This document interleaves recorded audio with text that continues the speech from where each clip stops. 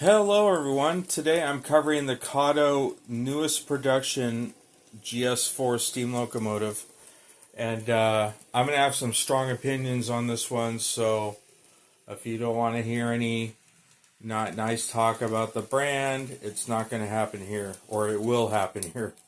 So I'm running this at 60% on my smart device controller, which is around 7 to 8 volts, I would say, around 8 volts.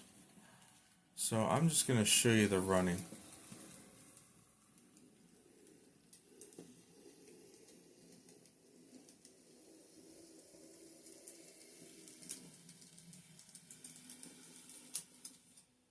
Okay. You see we stalled out there. You can hear the motor humming. We'll give it some more of the juices on the throttle here. We'll go to, it'll probably take about 90% before it starts moving again. Hear the buzz? There you go. Jumps up out of the problem. But I'm telling you, this locomotive, as you can see, I am 60% here, and this thing is nothing but issues. There is no reliable low speed on this, okay? I have it at 48%. As you can see, it already stalled out. Get going again. 54%. As soon as you enter any kind of radius curve. Okay, I know you guys are saying, damn, that radius is really tight for a steam locomotive. Okay, I'm going to jump it up here, look. Give it enough, it starts going again. Okay. So anyways, back to my previous statement. I know a lot of people are saying, damn, that's just 11 inch, you know, you shouldn't be running a locomotive like that, 11 inch. My GS-4 Kato, which is pretty much the same wheel configuration. In fact, even the actual wheel design, the wheel templates themselves are identical as far as the main drivers. It has no issue. This FEF3 gets moving at about 25% throttle on this same device. About 25% throttle, tie-by-tie speeds, no issues. Makes it through the yard, switching, no problem. This thing right here, there's no low-speed operation. Anything below a scale 30 miles an hour just doesn't happen. Today, I tried to give it more time. I ran it patiently through my very simple switching yard here, and it is derail city. It operates okay through these. I use nothing but number 6s. You won't find any number 4 switches on this layout. But when I start trying to back through, like you see my Surfliner here, you know, with the broken up consist.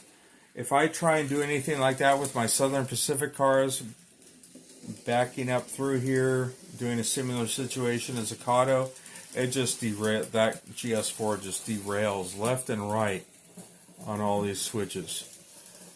And it sounds like, you can hear, it sounds like a heavy chef's blade going through a cutting board, especially when it goes through the different radiuses. I have run this thing on this layout under the bed, which has 13-inch radius, which should be plenty big enough, being that Kato says this can run on 9-inch. This is 11-inch. Even on the 13-inch radius down there, same issue. The radius of the curve does not matter on this thing. So you can see it's making it around now that it's warmed up a tad. We're still at we're now at 66%. That's probably why it's making it around, because previously we were at 60%.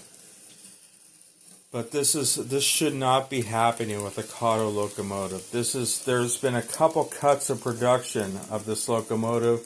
The earliest ones, some of the earlier ones, were having some sort of issue with over time and age, the axle bearing carriers cracking, or the axle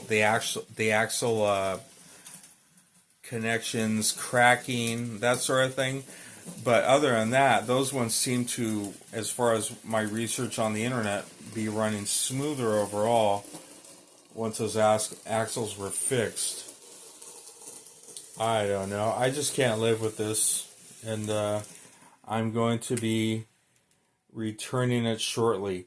The seller, after I brought it to their attention, they pulled another unit, a brand new mint condition unit from their shelves, and tested it to see if my claims had any validity, and they said they were getting the same thing. You're not going to get, they weren't getting anything. Look, here we are, 46%, nothing.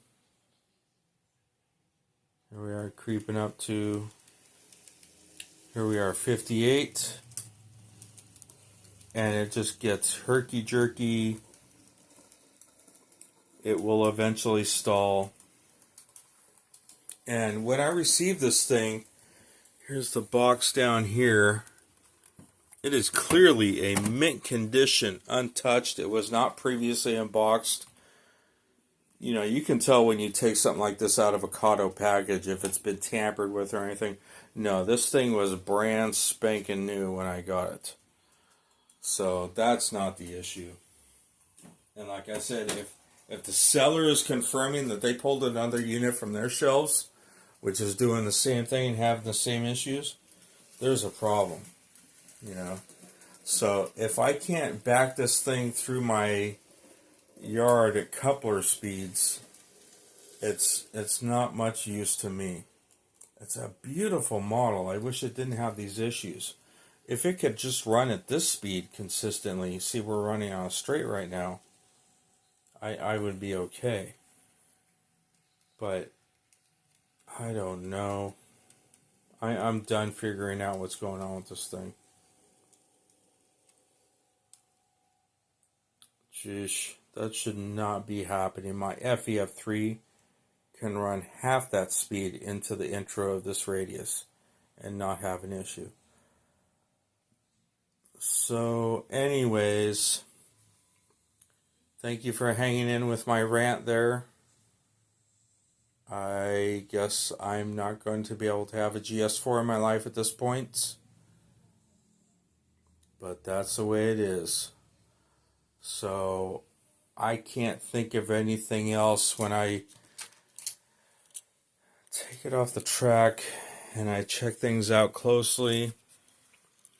I believe one of these axle drivers has a kind of a, I can't really show it here. One of them has, yeah, that one right there has an insane amount of play up and down. I'm not talking the side-to-side lateral.